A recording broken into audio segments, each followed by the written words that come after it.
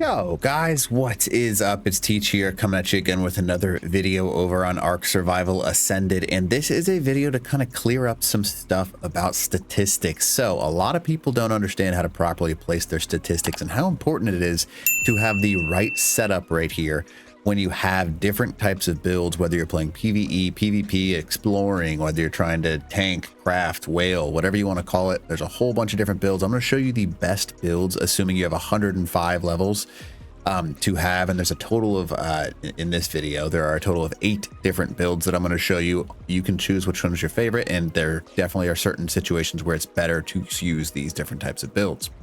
So anyways, if you don't mind, smash that like button, leave a comment below for the algorithm, and then consider subbing to the channel. Now, the first thing, why would it be so, like, why could I give you advice for this, right? So I've got over 12,000 hours in Ark, so I've got a generally good idea of what I'm talking about when it comes to proper character builds. So the first one I'm going to talk about is a generic all-around build, right? So whether you're playing PvE or PvP, there's slight differences, but it's pretty similar. You want some basic stats. The key stats that you're going to focus on are health, weight, and then a little bit, just a tiny bit of fortitude. Now, it's up to you, and I'll tell you a little bit of differences why you would want to be different between the two, but your generic all-arounds. I'm going to start with PvP, and then we'll move into PvE. So no matter what, so PvP, your overall health, you want to aim it to be right around 450. Now, why an arbitrary number like 450, right? So 450 is basically above the fall limit. So pretty much anywhere you fall from on the entire map, you will not die if you have 450 health. And that seems like it might be a little bit of a useless thing, but it's very useful to be able to predict whether or not you're going to actually take damage. So definitely have around 450 health, leaving a total of 69 points left. Now, it doesn't seem like much for these PvP builds, but because they remove movement speed, adding 5 points into stamina is going to give you a huge boost. Most people aren't adding stamina right now, but those 5 additional points are going to give you additional run time or swing time, depending on what you're playing, and 50% more is a huge boost with only 5 points wasted into that one. Now, the next thing that you're going to do for an all-around build is you're going to crank up your fortitude to 10. Now, the reason that you're going to crank it up to 10 is it's going to reduce, it's going to increase your heat and cold resist, and that's going to allow you to explore certain areas without having to have as extreme of a impact upon your individual character. Now, again, this is PvP build, so we're doing the points a little bit different, so keep that in mind. So because you don't want to have to change your armor sets too often, those extra points into fortitude, if you want to go up to 20, that's totally acceptable as well, because people don't realize this, but increased fortitude will also increase your ability to prevent being knocked out. So if someone throws gas grenades at you or something like that, those additional few points are a massive, massive upgrade. Now, the rest of the points, I know this might seem weird, right? Because you've got those right there. The rest of the points are going to go into your weight statistic, all of them. Do not worry about anything else, because you're probably not going to be focusing on melee damage. You're probably not going to be doing anything else with that. So you're going to have a total of 640 points into weight, and then those are the rest of your statistics right there.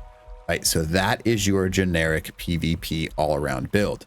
Now, what is different when it comes to the actual PvE version of that, right? Very similar. This is your all-around PvE build that you want to aim for. You're caring a lot less about escaping from players, so we don't even worry about pumping anything in the stamina at all. So we save those 5 points. We're going to save 5 points because you're probably going to be able to change your outfit more often. So I usually crank 10 points into fortitude, and that's it for my PvE build. And then I'm basically going to split my 2 statistics between health and weight. Now, what I like to do is I put this a little bit higher. I'll crank this up to 500 total. 500 total is going to give you a little bit of leeway because you don't, if you're playing a PvE style, you're probably playing more of a solo based game. So you want to make sure that you're not worrying about dying every 3 seconds when you're playing this game. It's not good for your health, obviously.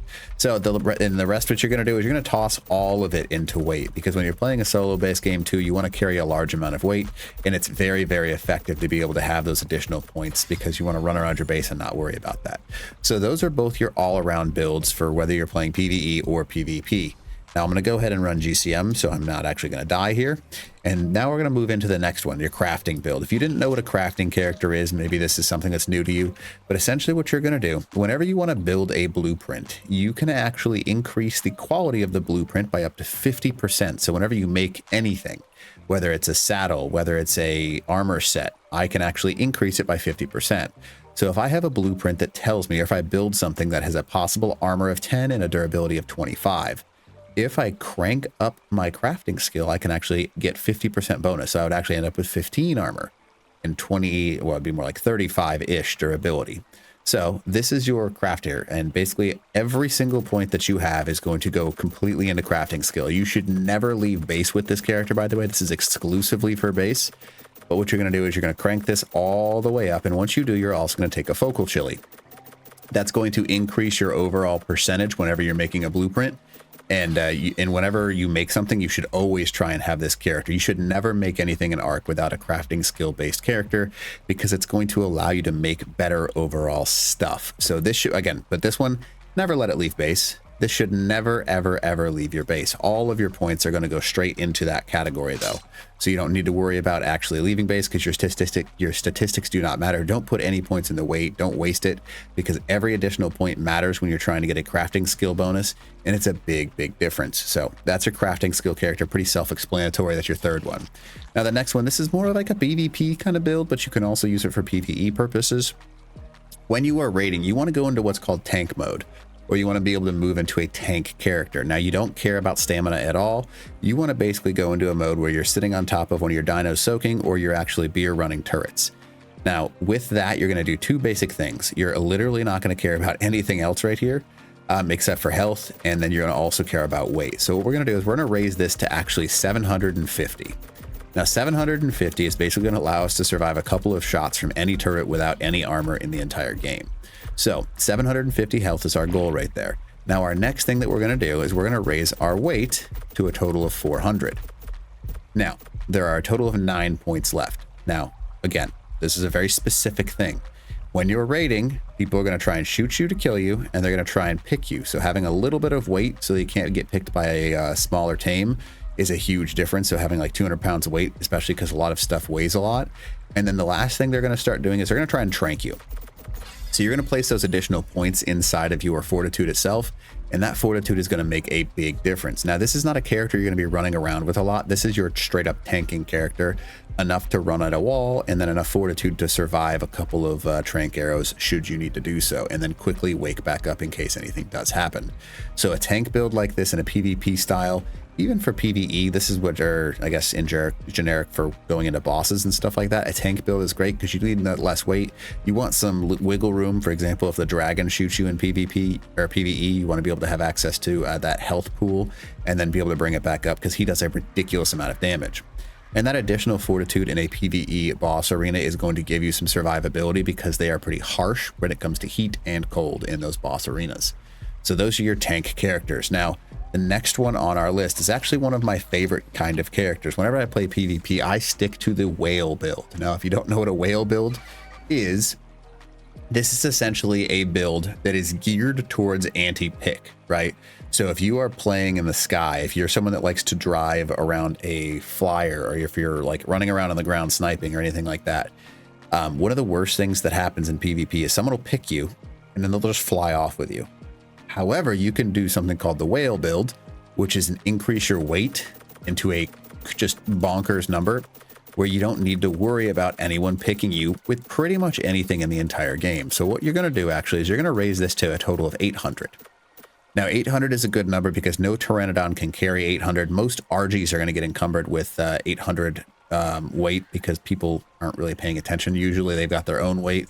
So 800 is a fantastic weight. Now what you're also going to do, fortitude isn't going to matter in this build as much, because this is more of you're truly trying to prevent from being picked. So you're riding a stego or something like that. Every single last point that you have is going to be cranked into your health. Now, the reason that we're going to do that is because if you're riding your stego, it's enough points to soak a small amount, but it's not enough points to actually survive the true tank mode. So you're literally kind of just, this is literally preventing being picked. You're going to load yourself up with weight, probably go around 500 in your weight category. That way, when anyone tries to pick you, the bird that they try and pick you with immediately gets stuck. You can look up Bola the bird, you can look up Flamethrower, you can do anything you need to, but this is it's a very useful build for PvP because of that whale nature to it. It is probably one of my favorite builds to go, because people typically don't expect it. They'll pick you and they'll be like, oh, why am I not moving? And if you are well aware of why you're not moving or when you're being picked, all you have to do is look up and whip, and it'll knock someone off the back of their tame. And then you finish the process just by killing them on the ground. So that is a huge difference. Now, that is the PvP whale. Now, if you want to go into a PvE style whale, true more of a solo player game, I suppose, you don't care too much about health as much in PvE because you're probably not worried too much about damage and actually increasing that. So we're going to put 300 points into that. And then we're essentially going to dump about, we're going to call it 800 points. If you're someone that's playing solo, a little extra weight goes a long way. So the whale build inside of a solo mode, we're going to go ahead and go, let's go 750 for this one. So we've got 300, we've got 750. And then what I always do for my whale modes when I'm building this, because PvE, I'm probably not going to change my character build around as much. I'm going to put that weight, health, and then I'm going to sink the rest of it into fortitude. Because again, I know it sounds stupid, but having those additional points into fortitude makes a massive difference in your cold and heat resist. Notice how much of a change, 114 and 153. That many points basically means I can almost wear anything in any area of the entire arc and not worry about my heat and cold resistances, except for the extremes, but it's a huge game changer. So the whale build for PvE looks just like that. Now, let's say you don't like any of those builds, right? You're more of someone that likes to do your damage. If you're a big damage dealer and you're swinging a sword or swinging a pike or trying to do physical damage with your hands, clubs, anything along those lines, you're going to do two things. We're going to care a lot less about weight. We're going to care a lot less about health. We're going to basically raise this to a minimum in a PvP perspective. You never want to go beneath about 300 health in a PvP area. And we're going to crank up your stamina to 200. Now, this is your DPS build, whether you're playing PvE or PvP. 300 health, 200 stamina. Now, we're going to crank your weight, not very much, just so we're all clear on this one. You're going to want to be very specific with what you're carrying. You're only going to have about 300 weight in there. And that's going to be the maximum build there. Now, the next thing that we're going to do, we're going to crank up to 10 in fortitude, because it makes a big difference if you have to take a couple of swings at the end so you don't knock yourself out. That fortitude will come in major handy. And then you have 49 points that we're essentially going to crank into movement, or not movement speed, melee damage. And that's enough points to do a significant change in the offset of damage that you're going to do. So instead of swinging a normal sword for like, I want to say it's like 75-ish, multiply that by 3.5, you're going to basically doing about 400 damage a swing with a sword, or with the pick. If someone picks you when you're on the ground, you look up and pick them off the back of their tame in literally 2 or 3 hits. People will not expect what's going, and you can see here's my pick. I'm going to see if I can actually find something to do damage to. I'm going to go ahead and go into GCM mode so I can fly and just find something to kill. But it makes a huge offset. That's a really cool looking tame, but whatever. So just so you can see, there's 137 on a female Spino, and there's 28. These guys take reduced damage. Yeah, whoopsies. But this is a primitive spear, so it does the least damage of the two when it comes to sword versus pike. So it makes a big difference. So you basically multiply by 3, so divide that by 3.5, and you're doing that much less damage. What you really want to aim for with that is having a high level pike, because you're multiplying that damage. So if I have a 300%-ish pike times the 3.5 damage that I'm doing, you're doing a ridiculous amount of damage. So this is a DPS build that is very useful. Now, the last thing, right? This is, I mean, you can call it whatever you want. This is your fortitude build. This is the exploring the build, I guess the exploring the map build. If you're still learning the areas and kind of moving around, what we're aiming for isn't necessarily anything in general. This is basically to prevent you from having to switch outfits or change anything, no matter what zone you go to. So a lot of people like this one when they're playing PvE, but it's up to you. If you like something like this, you basically put 50 points into your fortitude. It's going to give you a massive amount of heat and cold resist, and it's going to allow you to survive just about any situation on the entire map. Now, the next thing that's valuable about this build is you can kind of just do as you wish, transitioning between the zones, and then basically we're going to have pretty even stats across the board. We're going to sit about 250 there. We're going to put 5 into our stamina for a little bit of extra there. We're going to add a little bit into this. So we're going to put this up to about 400 so you can pick up things should you need them. Are you serious right now, buddy? Can we not and say we did? How's that sound? I was explaining something and now I'm not explaining something, turd face. All right, so back into that. We're going to go ahead and get rid of that. So you can see right here that the point behind this build is very simple. We've got everything kind of evened out. We're going to put that weight right about there. We're going to increase this just so you guys can see this. I'm going to put this at about 200.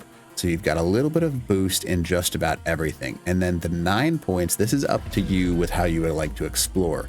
Entirely up to you. You can do as you wish, by the way. This is totally up to you. If you like carrying more weight, pump it into your weight. If you're someone that likes to explore areas that are cavey or more dangerous, pump it into your health. I like to do that, so I'll pump it into there, and they end up with about 340 health. So that is the last build. That is your explorer build, and those are basically character builds that'll get you through just about anything inside of Ark. Whether it's PvP or PvE, all of those should help you. Now, if you don't mind, smash that like button, leave a comment below for the algorithm, and then consider subbing to the channel. But other than that, teach.